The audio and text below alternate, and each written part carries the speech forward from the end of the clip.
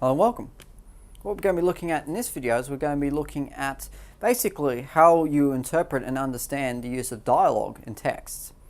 Now, dialogue is something that you'll be primarily focusing on in plays and in film, and often in different ways. But you may also use dialogue and discuss dialogue in relation to any kind of text that you study, or any text that involves dialogue for that matter. So, it's very important to have a look at what sorts of things that dialogue can convey and try and put together and piece together all the things that essentially dialogue can do and what sort of techniques that are represented through dialogue, which will allow you to do this. Okay, so you can use it basically, particularly as I said, in film and in plays or in theatre. Use it to discuss how characters are represented, and particularly the motivations and ambitions of characters. And this is purely or primarily the most important thing revealed through dialogue, is the ambitions and particularly the characterization which an author employs to sort of essentially raise what a character is a character's role. That's what we're looking at. So when you're looking at a character's role within a text, you'll be looking at dialogue quite closely. But the thing you've got to ask yourself is, I guess, how do you interpret these lines? And that it's not about who says what. What should you do? Isn't dialogue just about what someone says? Well, these are sorts of questions that you need to sort of answer for yourself.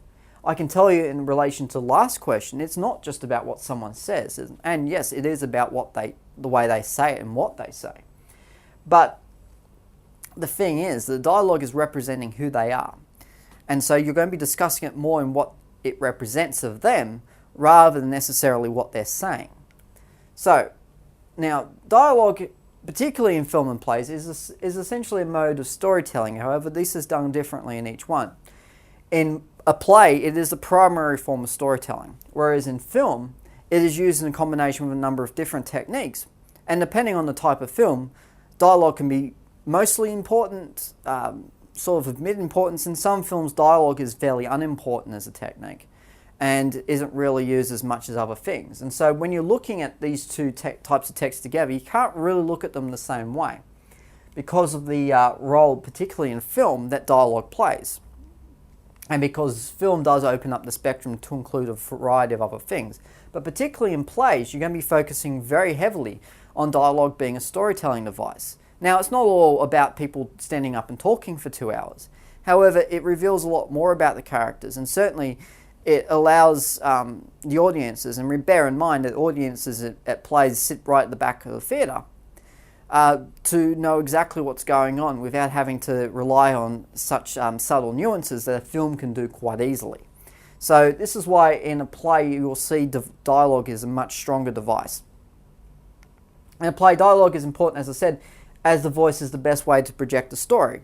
It allows the people in the back to hear what's going on and to see what's going on. You can't do small expressions. They won't work because no one will see them. People in the front rows may see them, but you're not doing a play for the people in the front row. In film, dialogue is also an important device, as I said, but the type of importance, the level of importance, does vary according to the type of film. So as I said, if you think of a high budget blockbuster action movie, dialogue is not exactly crucial in that one. And not many people are going to be going to that film to see the interplay of dialogue between two main characters. They're going to be there to see the car chases. If you're looking at different types of film, though, there are films where dialogue is quite important, and certainly there are a number of films where people will go because of the nature of the characters and their witty back and forths. So dialogue sort of varies in importance for that reason. Now, dialogue you should be looking for is essentially what you need to be focusing on now. Because knowing the purpose of it, knowing what it's trying to do, what your main focus is essentially what you should be looking for. The main thing that I would look for and that you should be looking for is ones that indicate the main theme, as in a line or dialogue which essentially represents what the main idea of the story is about, or one that has a double meaning. Now, double meanings are good because they can be interpreted in a number of different ways, first of all. But second of all, they are a lot more profound they have a lot more of an effect. And certainly, by attaching itself to a number of different things, they are the ones who will often communicate the most. So by looking at double meaning, it's not just about showing that you can understand tricky pieces of English which have double meanings and triple meanings, but you're able to discuss the text that you're studying in such a way where you can actually represent more through dialogue than just simply what is written. That you can do it via interpretation, through all these other things that you can get out of particularly dialogue with double meanings. So even though, yes, it may just seem like it is being tricky, it's trying to make the audience think, it's not just about that. It's simply about being able to be interpreted in such a way where you can get multiple meanings, and certainly you do get a sense of engagement, but you also do get a deeper sense of what each character is trying to say, particularly through these double meanings. Whichever line you choose, you must support the value of each line. Don't just include a line for the sake of it and say, well, this line sounds good, I'm going to chuck it in, and say, oh yeah, well, this means this. The end. One thing wrong with that is that if you put a line of dialogue in there for the sake of putting a line of dialogue to say, yeah, I've got a quote, problem is that it doesn't mean anything unless you give it some reason to be there. So you need to support the value of each line of dialogue with discussion about it. As in, if you're going to put in the line to be or not to be, you need to say why it's there. It's not just there for the sake of it. Believe me. That is, book represents because, or represents this theme because. Now, this book here, and I use the word book to just basically say what it is your line of dialogue.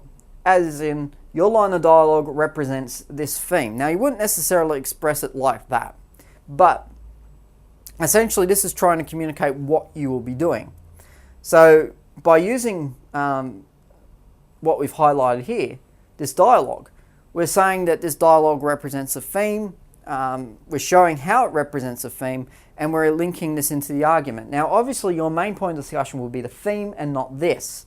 Now, the reason for that is that no response will ask you to just discuss what certain pieces of dialogue mean. They'll ask you to discuss a theme. The only way you can support a theme, particularly in a play, for instance, is by basically going through and citing dialogue, and certain dialogue which represents those themes and how they are represented in the play.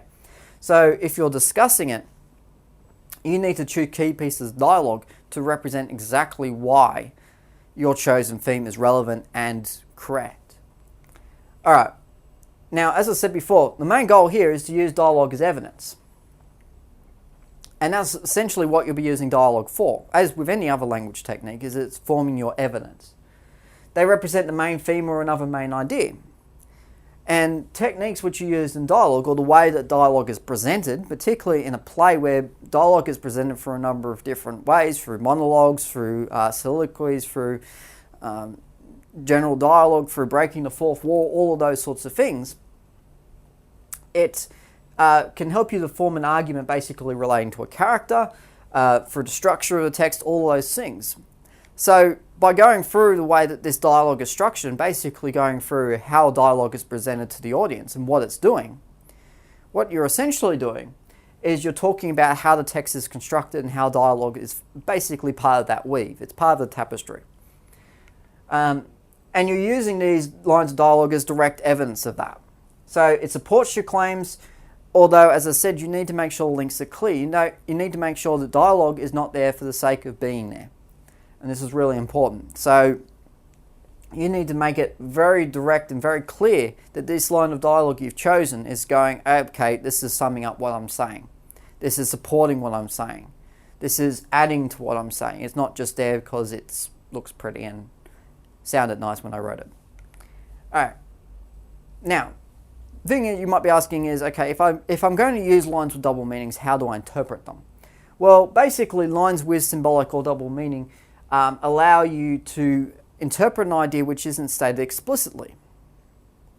And now there's a very good reason for this, which I haven't mentioned before, which I'll mention now, which is the reason why you're going to be looking at this is because most texts won't come out and tell you every main idea. And particularly if you're looking at themes, themes are often hidden. And so you're going, well, if the theme is hidden, how does dialogue represent it? Through double meanings. That's how.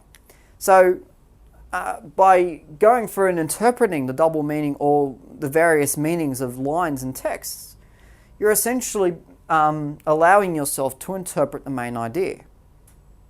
And so by going through these various meanings, by looking at whether it has a literal or a figurative quality in terms of its language, or maybe even both, you can basically highlight where these sorts of ideas do come across and what sorts of meaning comes across with those ideas.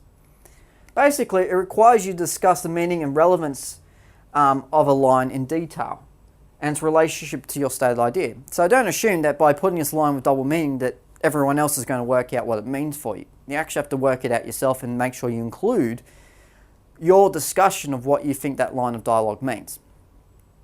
So let's look at this in terms of an example, and this is a very common example, as I'm sure you'd be very, very familiar with the line "to be or not to be." And you'd be also relatively familiar with the play which it comes from Hamlet. And it is a line from the middle of the play thereabouts. And basically it's used constantly out of context. But the thing is, what does it actually mean? What does this referring to? Now this is a line essentially with double meaning, because if we're looking at the words literally "to be" or "not to be," we could get a number of different meanings out of that. So what does it actually mean? Well, first of all, to be or not to be, or that speech, this line of dialogue, I'm not going to include the whole thing, refers to the question to exist or not to exist. And this is essentially double meaning, and our interpretive meaning is essentially it's Hamlet pondering suicide. And the lines that follow this initial line do support that. And by Hamlet pondering suicide, which he doesn't come out and say, "I'm pondering suicide, look at me." He does it basically to say that, do I live, do I suffer all of this anguish and this heartbreak and this hatred, or do I simply take my own life and go somewhere unknown, but at least I'm going to be away from all that hatred, anguish stuff. And so by essentially the parallels of to be or not to be, you're getting to live or to die, essentially. Interpreting it in its wider meaning and its connection, obviously, to the theme, could be used to illustrate a variety of points. And this is what I was mentioning before, is that dialogue can illustrate a number of different things, not just the simplest meaning. First of all, it could very much say, and as it does, that his character is tormented. And certainly we see this by a character pondering suicide. We can definitely discuss Hamlet's character being tormented. We can talk about it with death being a mystery. And that, particularly with this sort of statement, to be or not to be, that question is asked because death holds such a mystery. Uncertainty in Hamlet's indecisiveness. I mean, this very question is the epitome of indecisiveness. And certainly this element of uncertainty which is attached to the play, we get through that line. So by putting all that together, we can start to sort of get an image about what a line can do. And certainly those three things put together allow you to go on and then discuss techniques. Now, most of the techniques you'll discuss, particularly dialogue, are the same as you'll use for prose. As in, if a character speaks with a metaphorical tone, then you will describe it as a metaphor, just the same as if you see it in a piece of prose or poetry or anything else. So dialogue which is used will still have the same sorts of techniques, particularly as they do various things. And if they make certain points or characterizations or whatever they may be, they all sort of follow a very similar style. The only other point you have to look at, as I said before, is the sort of style of speech and whether or not it is a monologue or a soliloquy or an aside. And whether or not this actually contributes to meaning in any way.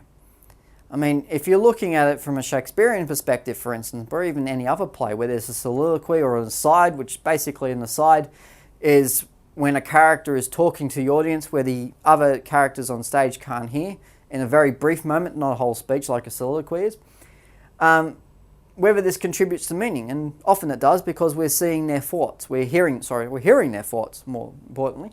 And by hearing their thoughts, we're able to get a grander sort of sense of what they're about and what they're trying to do. We can read their mind essentially. And this contributes again to meaning.